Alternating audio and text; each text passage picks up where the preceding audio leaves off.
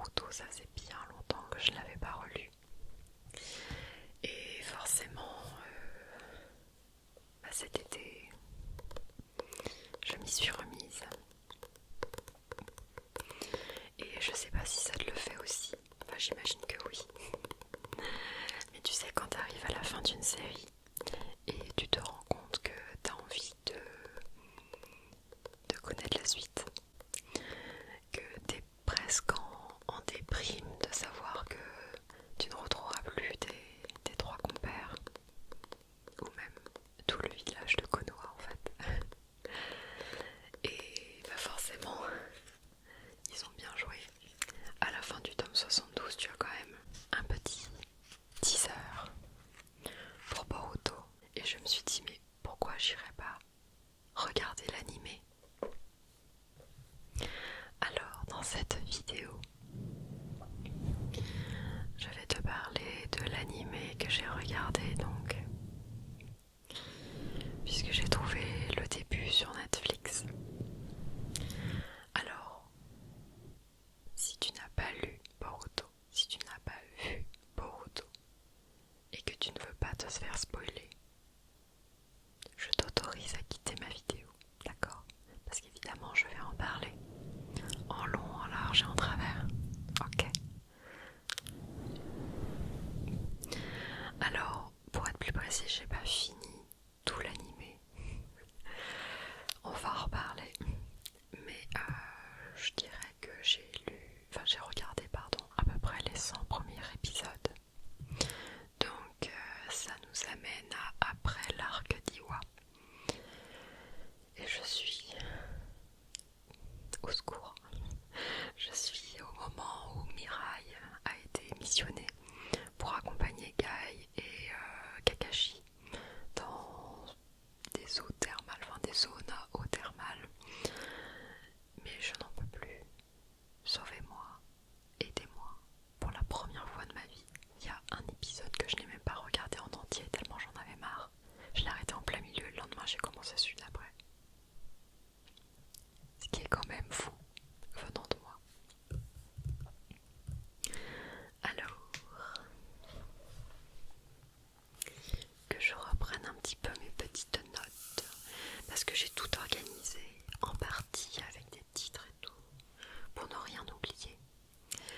Alors, je n'ai pas lu les mangas, d'accord? En fait, sur le coup j'ai hésité, mais je me suis dit, si c'est encore un manga fleuve comme Naruto et je me retrouve avec 72 mangas à stocker, à acheter accessoirement, je suis pas sortie de l'auberge. Et finalement, pour éviter le manga fleuve, je suis tombée sur l'animé fleuve. Bref, donc en gros, je vais te faire mes commentaires, les pour, les contre, ce que j'ai aimé, ce que j'ai pas aimé, etc. Surtout sur les personnages, les relations entre eux, les thèmes abordés, etc. Alors, dans un premier temps, je vais commencer par te donner en quelques lignes mon avis général sur ce que j'ai vu de l'animé. Alors, on est bien d'accord que ce que l'on veut retrouver quand on commence à regarder ou à lire Boruto, c'est notre trio de choc. Sasuke, Naruto et Sakura. Bien évidemment, on vient de finir Naruto. C'est nos trois petits chouchous et forcément c'est eux qu'on va regarder. Et finalement toute l'histoire est un peu orientée sur Boruto. Bon, heureusement que de temps en temps on voit quand même leurs parents. Mais finalement avec le temps je me suis accrochée à certains personnages. Et je suis passée un peu au-delà de cette sensation de... je le regarde cet animé mais en même temps j'ai pas forcément ce qui m'intéresse qui m'arrive sous les yeux, tu vois. Donc ça va, mais bien évidemment que moi tout ce que je voulais c'était Sasuke. On termine avec une photo de Sasuke là dans le manga. On est bien d'accord quand même que l'anime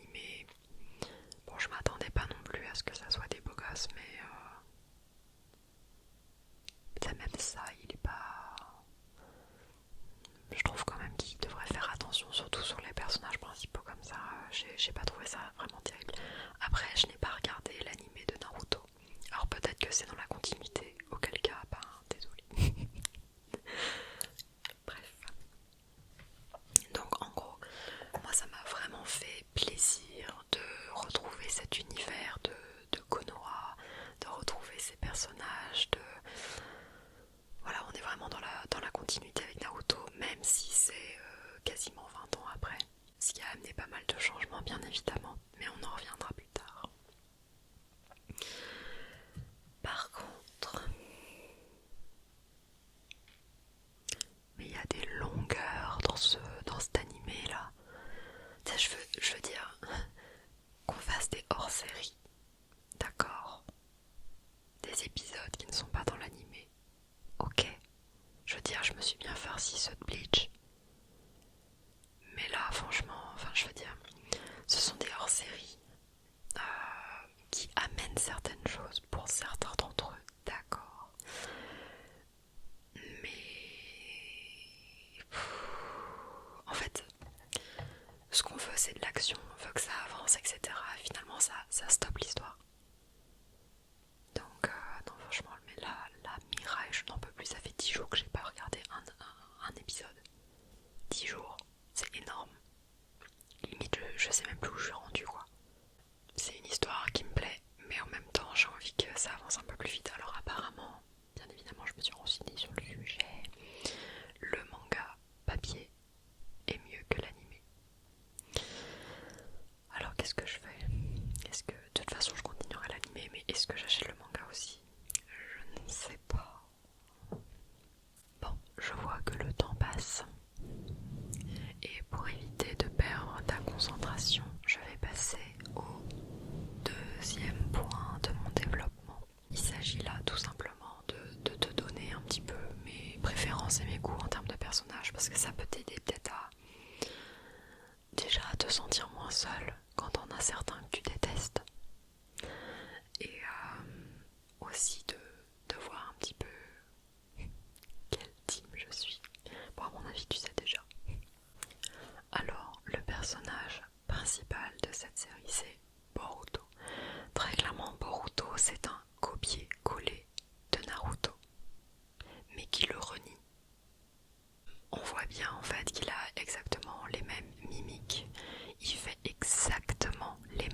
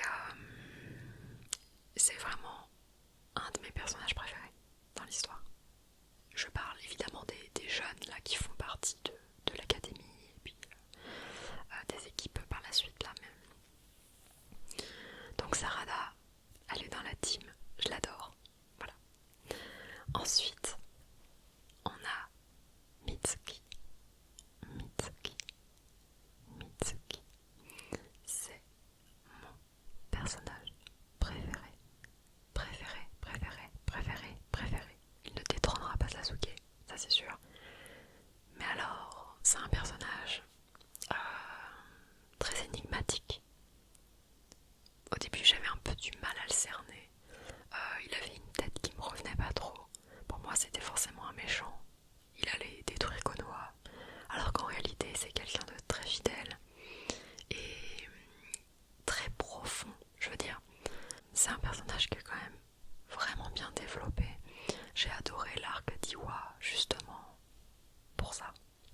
C'est mon top 1 parmi les personnages qui sont présentés dans cette série Boruto. Donc on a Mitsuki, Sarada. Je les adore. Ensuite, on a Shikadai. Shikadai, oh je suis tellement contente qu'ils prennent une place relativement importante dans cette série. Tout simplement parce que je trouvais que dans Naruto, Shikamaru était un peu laissé de côté. Alors il a eu ses moments de gloire, ses batailles, etc. Mais on voyait pas tant que ça en fait. C'était un peu le gars qui avait la flemme de tout, blasé de tout, qui voulait rien faire. Et finalement il a pas rayonné autant que je l'aurais voulu en fait. Et alors je sais pas, est-ce que ça a été voulu par l'auteur de justement donner une place un peu plus grande à cette famille-là, parce que finalement Shikadai c'est le portrait craché de son père quoi. Et justement, comme c'est le portrait craché de son père, je l'aime beaucoup. Ce côté un petit peu intellectuel et très posé, réfléchi, trouver des stratégies, comment s'en sortir en fait en plein combat. Et ces combats sont justement extrêmement intéressants. C'est pas genre Boruto qui fonce dans le tas. Non, c'est un peu sneaky en plus. Et après, bon, on a surtout des personnages, je veux dire, Inojin par exemple, j'ai pas spécialement d'avis sur lui. Sumire et puis les autres de son équipe, j'ai vraiment du mal avec elle. Mais je pense que déjà c'est la voix des doubleuses, je les supporte pas. C'est trop aigu, ça... Voilà. Par contre, un personnage que je vais mettre dans les personnages que je déteste au plus haut point, c'est Jojo. Ah non mais celle-là, mais elle est chiante. Genre qu'on me la vire de cette série-là. C'est genre qu'on la fasse tomber dans un trou, paf, elle meurt et on n'en parle plus. Voilà, fini. Elle et ses chips là. Ah non mais c'est genre le moment où Sarada rencontre son père. On est bien d'accord que tu la laisses rencontrer son père. T'es pas là en train de te dire ah mais si elle se trouve c'est lui mon père et puis aussi c'est pas mon père. Non mais attends, vous vous ressemblez comme deux gouttes d'eau, vous avez les mêmes pouvoirs, enfin à un moment donné, enfin les mêmes capacités, à un moment donné, ouvre les yeux quoi. Oh. Ah non mais celle-là je la supporte plus, je la supporte pas. En plus ils ont fait toute une série avec elle là, enfin une série avec le tournage de film là, non mais pitié, pitié. Et je l'ai regardé jusqu'au bout. Mais je veux même plus entendre le son de sa voix, tu vois. C'est vraiment le seul personnage qui me donne cet effet-là. Même rien que d'en parler, ça y est, je suis énervée. Je suis énervée. On reste zen. On arrive à la troisième partie de mon développement, puisque là pour l'instant c'était plus descriptif, on va dire. Finalement, on a l'histoire qui est la trame apportée par le manga et beaucoup de hors-série, hors-sujet, hors tout ce que tu veux. Et il y en a plein en plus, mais c'est un truc de fou, genre ça avance pas. Mais mine de rien, tout n'est pas à jeter. Hein. Il y a pas mal de hors-série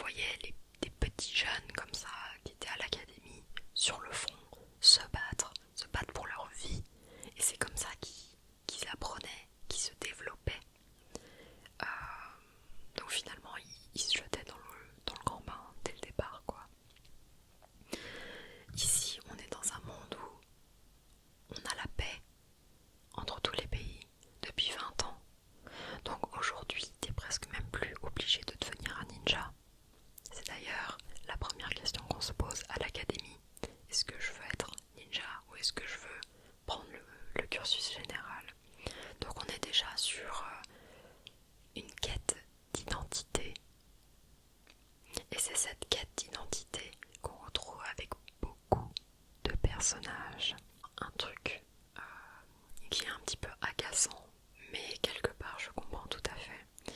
C'est que les enfants de Joji, de Shikamaru, de Naruto, Hinata, de Sasuke, tous les autres, ils ont hérité des pouvoirs de leurs parents. Donc en fait on retrouve les mêmes techniques, les mêmes combats quelque part. Et je trouve ça pas mal redondant.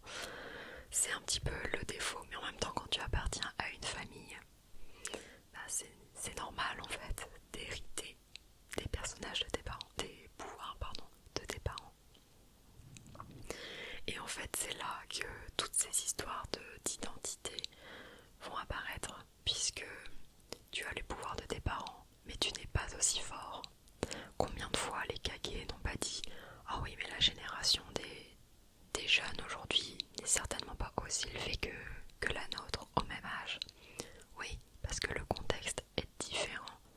Donc ça peut développer des complexes d'infériorité quelque part, se dire bah, je vaux peut-être pas ce que mon père, ce que ma mère pouvait faire. Et finalement chacun des personnages est passé via ces hors-sujets dans des phases de doute et de développement personnel. Inojin par exemple est typiquement le reflet de ce que je suis en train de dire.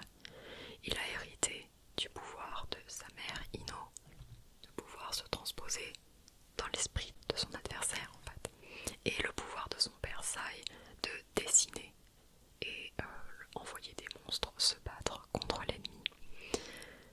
Il a pris l'habitude d'utiliser le pouvoir de son père, et avant un examen, avec le stress et comme un blocage qu'il avait dans sa tête, il se rend compte qu'il ne peut plus envoyer ses monstres se battre assez longtemps. Et à la dernière minute, il se dit bah c'est pas grave, j'utilise le talent de ma mère et puis voilà, ça va le faire. Sauf qu'évidemment, ça ne le fait pas.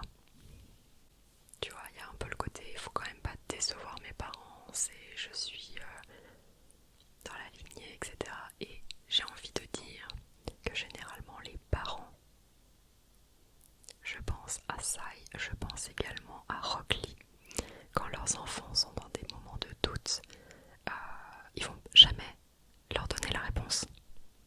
Ils vont les laisser trouver par eux-mêmes. Ça par contre c'est cool.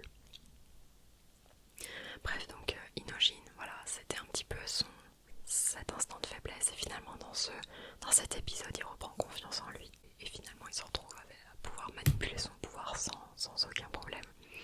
Mais c'est le genre peut-être de débat interne que les enfants peuvent avoir, et je sais pas, peut-être qu'ils peuvent se projeter dans ce genre de personnage. Alors des personnages en quête d'identité, évidemment il y a Mitsuki, mais lui c'est plus sur sa naissance et qui il est vraiment au fond, avec cette histoire de volonté. Est-ce que la volonté que j'ai, étant un être créé de toutes pièces, provient de moi en tant qu'individu, ou provient de mon créateur ou de quelque chose d'extérieur à lui? Alors c'est vraiment très complexe, mais c'est ce qui a rendu l'axe d'Iwa extrêmement intéressant, puisque justement il rencontre d'autres marionnettes entre guillemets qui étaient moins parfaites que lui. Et c'était pour répondre à ce genre de questions qu'il est parti chez l'ennemi. Et voilà, c'est pas vraiment l'identité en tant que qui tu es, mais plus est-ce que je suis, ce qui se rapproche le plus de l'humain en fait, quelque part. Qu'est-ce que les sentiments, en fait il se sert de Boruto pour comprendre tout ça. Son soleil. Une autre qui est aussi partie en quête de son identité, c'est Sarada. On est bien d'accord que avec son père c'était pas trop ça, elle l'a pas connu sur presque 10 ans de sa vie. Donc avoir un père manquant, une image, ne même pas connaître le Sharingan, c'est pour ça qu'elle fait pas mal de recherches sur ce que c'est, comment ça marche. Et ça pèse tellement qu'elle a développé son Sharingan.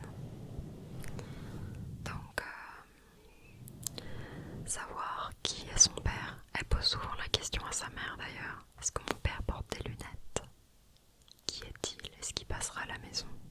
Et puis ce crevard, il rentrait des fois à Côte-Noire et il passait même pas à la maison. Non mais où?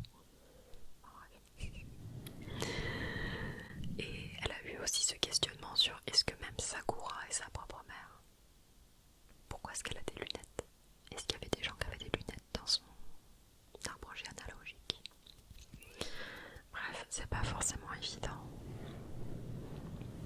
quand on se pose ce genre de questions d'évoluer correctement. En tout cas, ça prend beaucoup d'espace, je pense, dans sa tête. Heureusement qu'elle a pu mettre des mots et qu'elle a eu des réponses à ces questions.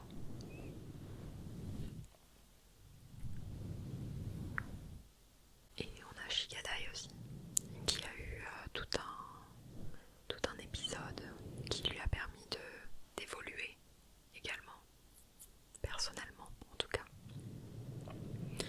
Puisque au début, avant cet arc, avec les voleurs, là, je sais plus, ils étaient masqués, j'ai plus le nom. Grotte. Bon. Disons qu'avant, c'était un petit peu comme son père, le mec blasé, qui n'est pas forcément intéressé par quoi que ce soit. On va même jusqu'à lui dire, bah écoute, son grand-père qui lui dit, grosso modo, t'es une grosse merde, t'es pas digne d'utiliser notre pouvoir des ombres, donc va faire de la politique. En gros, placard à balai, t'es pas con, t'es même très bon stratège, alors pars en politique. Bon, sauf que quand c'est pas ton choix, c'est quand même assez difficile à accepter. Et finalement, bon ben, il se rend compte qu'il peut maîtriser son pouvoir, il peut sauver des gens avec, et il décide de rester ninja. Et non, ça c'était un petit peu après, mais même dans l'arc dont je te parlais tout à l'heure avec les voleurs, là on sent qu'il a fini ce mouvement en étant beaucoup plus droit dans ses bottes, beaucoup plus confiant. On sent qu'il a évolué.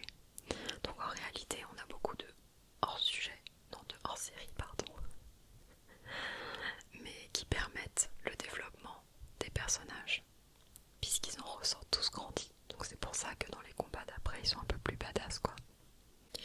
Donc en réalité tout n'est pas forcément à jeter, mais j'aurais préféré que ça soit un petit peu plus rapide. Voilà, donc on va continuer sur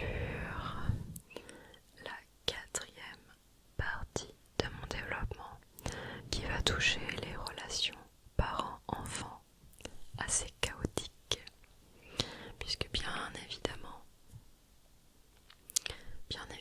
notre trio de choc est relativement fidèle à lui-même, malheureusement. Et on a par exemple le couple, entre guillemets, Boruto-Naruto. Naruto, quand il était jeune, il était exclu de la société, méprisé, insulté, dénigré, tout ce que tu veux. Et ça l'a pas empêché de développer un amour profond pour sa patrie, pour son village, en fait, tout simplement. Et cet amour, il continue de le diffuser à son village en étant Hokage. Et pour lui, il le dit très souvent, tous les membres de mon village sont comme mes enfants, ou comme ma famille en fait. Et je trouve qu'à ce titre, Boruto a quand même très bien évolué, enfin, dans le sens, il est resté fidèle à lui-même. J'aurais pas vu un Naruto mieux que ça. Le problème, c'est que son village, c'est comme sa famille, c'est comme ses enfants. Mais il a aussi ses vrais enfants qu'il a eu avec Hinata. Et il les délaisse un petit peu trop, même un peu trop beaucoup, je dirais. Je trouve ça quand même scandaleux d'envoyer un clone fêter l'anniversaire de ses enfants. Genre à un moment donné, faut que tu aies un minimum d'amour pour tes enfants quand même, pour te déplacer toi-même, tu laisses le clone au bureau, mais pas l'inverse. Hein. Donc du coup, Boruto, lui, il faut il grandisse en fait avec tout ce que son père voulait quand il était jeune, c'est-à-dire avec une famille, avec des parents, avec un toit. Il a ce côté un petit peu...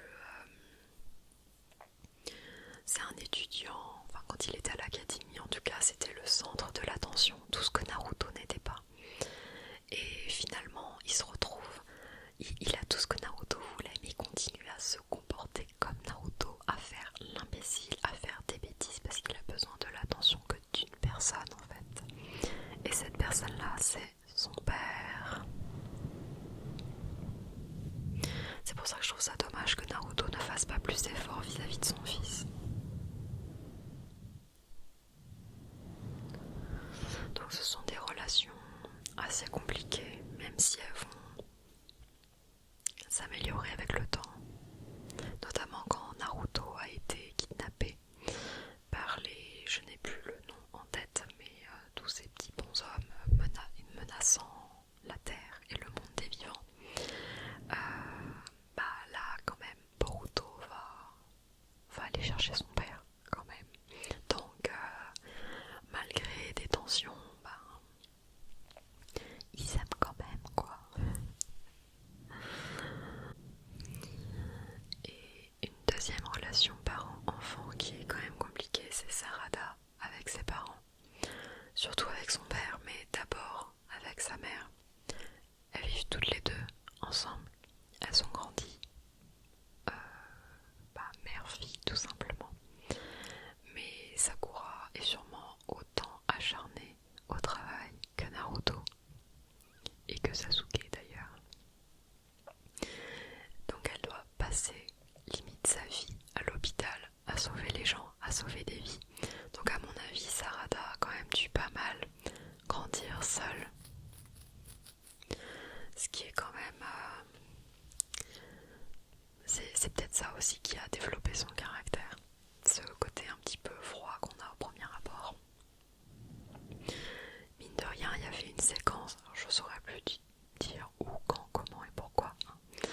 Mais Sakura, je sais pas, elle doit sortir de l'hôpital et elle croise Hinata.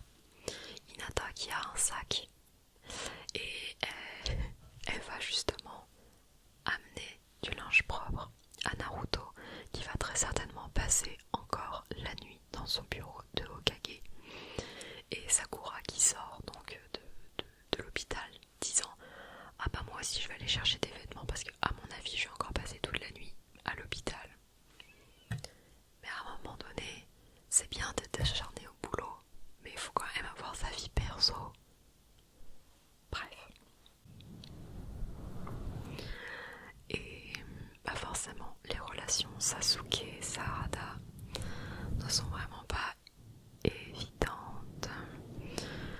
Tout simplement parce que, bon, je l'ai dit, répété, et tu le sais déjà, Sasuke a décidé, lui, de laisser Naruto gérer Konoha en étant Hokage et de servir sa patrie en tant que tel. Sasuke, lui, il a préféré servir Konoha, servir sa patrie en utilisant son Rinnegan qui lui permet de se déplacer dans des mondes différents pour déterminer quelle est la menace qui pèse sur Konoha et à plus grande échelle sur le monde des shinobi. Et pas que des shinobi d'ailleurs, de tout le monde en fait. Donc en fait, ils ont une dévotion pour leur pays, pour leur patrie, pour leur village qui est juste sans limite. Tellement sans limite que une gamine à la maison, tant pis quoi, ça passe au second plan.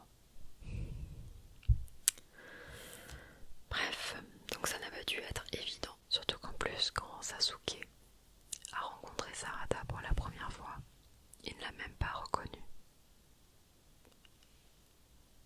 Le scandale quoi. Ah là là, je pense que là il s'est dit oh merde, j'ai vraiment merdé.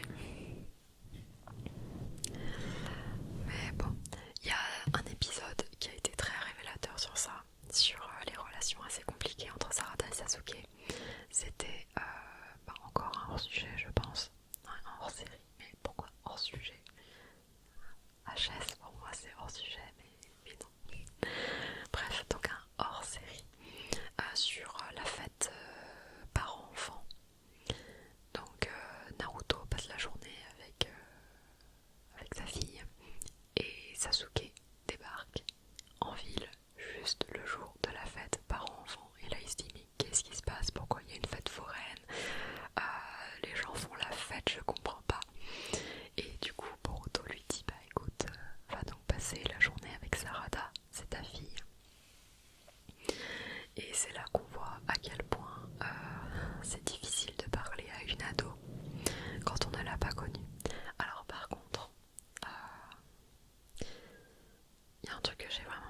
sur cet épisode-là. Sasuke, c'est quand même l'un des trois qui a sauvé le monde. D'accord? Et là, il passe quand même pour une andouille, un imbécile, genre un gros teubé.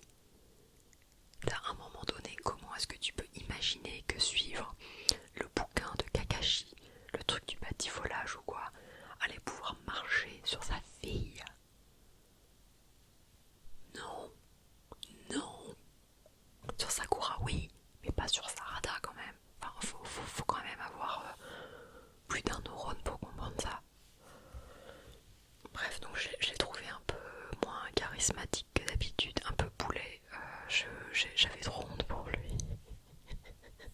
Et franchement, je suis vraiment contente que Sarada l'ait rembarré en mode casse-toi. On voit très bien qu'il n'a pas grandi avec elle et qu'elle est presque un inconnu pour lui. Tellement inconnu. Encore un autre truc scandaleux avec Sasuke, c'est qu'il prend Boruto comme disciple. Attends. T'as une fille, t'es même pas capable de t'en occuper correctement, que tu vas aller t'occuper du gosse de ton pote. Non mais c'est quoi ça? Enfin, je veux bien comprendre qu'il n'y ait que 2 personnes au monde qui ont un Sharingan et qu'il faut en laisser un dans le village, mais à un moment donné, non. Enfin, ça, j'ai pas compris. J'ai pas compris. Franchement, ça m'a saoulé. D'ailleurs, on voit bien que Boruto, je fais un petit aparté avec ce que je dis un peu au-dessus sur Boruto, voilà, mais il veut évoluer sans son père. Donc il prend Sasuke comme maître pour apprendre à maîtriser ses pouvoirs, et en plus il apprend auparavant l'aube tourbillonnante avec Konohamaru. Donc il va vraiment chercher des figures et des modèles, des mentors ailleurs qu'auprès de son père, alors que tous les autres font ça. Shoujo avec Shoji, Shikadai avec Shikamaru, Inoji avec Sai, et on les voit travailler ensemble en père, parents, enfants. Et bah lui ne le fait pas, donc ça montre encore plus le problème et les tensions qu'il y a entre eux. Mais en réalité il fait ça surtout pour l'impressionner, lui montrer qu'il est bon et qu'il a réussi à s'en sortir sans lui. Bref, c'était une petite parenthèse. Et enfin, dernière partie, donc si tu es toujours connecté sur la vidéo, c'est que mine de rien, l'auteur développe pas mal de sujets d'actualité. On voit très bien que Konoha de Boruto n'est pas du tout Konoha de Naruto. Naruto, il y a 20 ans, on était genre dans un petit village, tout est en bois, tout est petit, tout est rikiki. On est dans un monde de guerre, on n'est pas dans un monde de la consommation. Et les choses ont beaucoup évolué. Beaucoup évolué. On a des écrans partout, on a la télé, on a tout ce qu'il y a de plus récent. On a un train, un développement de systèmes ferroviaires, donc ça montre quand même que Konoha est en pleine croissance, ce qui n'est pas plus mal. Et cette croissance passe aussi par un développement technologique. Donc on voit très souvent Boruto aller dans un laboratoire de Konoha. Il s'intéresse aux jeux vidéo et notamment ce cher laborantin scientifique ou ingénieur ou tout ce que tu veux va profiter de Boruto et de sa crédulité,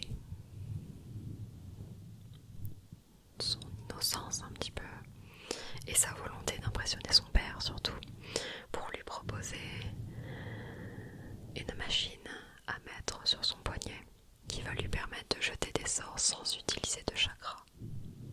Développement technologique. Et il va s'en servir pendant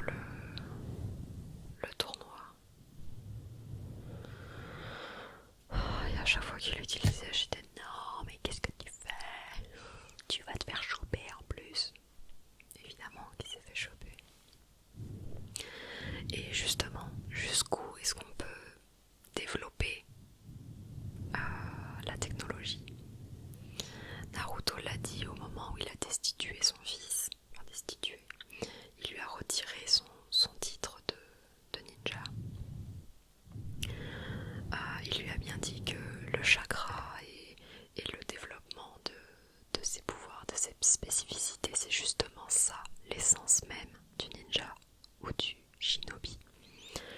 Jusqu'où est-ce qu'on peut accepter le développement technologique? Ce sont des questions très compliquées qui d'ailleurs sont assez d'actualité puisque, je te le rappelle, il y a eu les Jeux Olympiques cette année. Et il y a eu exactement le même débat dans le milieu athlétique où finalement certains coureurs avec des chaussures beaucoup plus évoluées que d'autres avec des nouvelles technologies qui faisaient en sorte qu'ils pouvaient courir plus vite, entre guillemets. Bon, c'était pas sur ressort non plus, mais du coup on a eu beaucoup de records qui ont été battus et la question s'est posée de savoir si est-ce que l'utilisation de ces chaussures, de ces nouvelles technologies n'était pas incompatible avec la compétition, puisque finalement les coureurs ou les pays les plus pauvres n'auraient pas forcément l'argent à mettre dans ces chaussures là. Bref, voilà, en fait ça m'a fait penser à ça. Jusqu'où est-ce qu'on peut accepter les évolutions technologiques mais médicales aussi, puisque la naissance de Mitsuki, est-ce réellement éthique, avec toutes les questions que ce jeune se pose justement sur sa naissance, sur ses origines, sur est-ce que Orochimaru est son père ou il est sa mère? C'est son parent, c'est pas très beau mais c'est ça. On peut que faire le lien avec tous les débats sur tout ce qui est PMA, GPA, etc. Surtout plus GPA je pense. Il y a pas mal de sujets comme ça connexes qui sont importants et qui ont été développés. Et un dernier, puis après je te jure, je te laisse dormir. C'est ces épisodes qui étaient dédiés à Jojo. Alors oui, je la déteste. Oui, je n'ai pas aimé ces épisodes-là, mais effectivement, on parle d'un sujet qui est quand même assez important, qui parle de beauté intérieure, beauté extérieure. Puisque Jojo est un petit peu ronde comme les membres de sa famille en fait, comme son père en tout cas. Et pour plaire à un acteur qu'elle adore, eh bien elle utilise son pouvoir, le même pouvoir que son père d'ailleurs, avec des ailes de papillon dans le dos, qui font qu'elle maigrit. Et d'ailleurs, je la trouve beaucoup plus jolie dans sa vraie forme, plutôt que plus mince. Bref, tout ça pour dire que elle se présentait sous sa forme affinée face à l'acteur. Et il la trouvait donc très séduisante comme ça.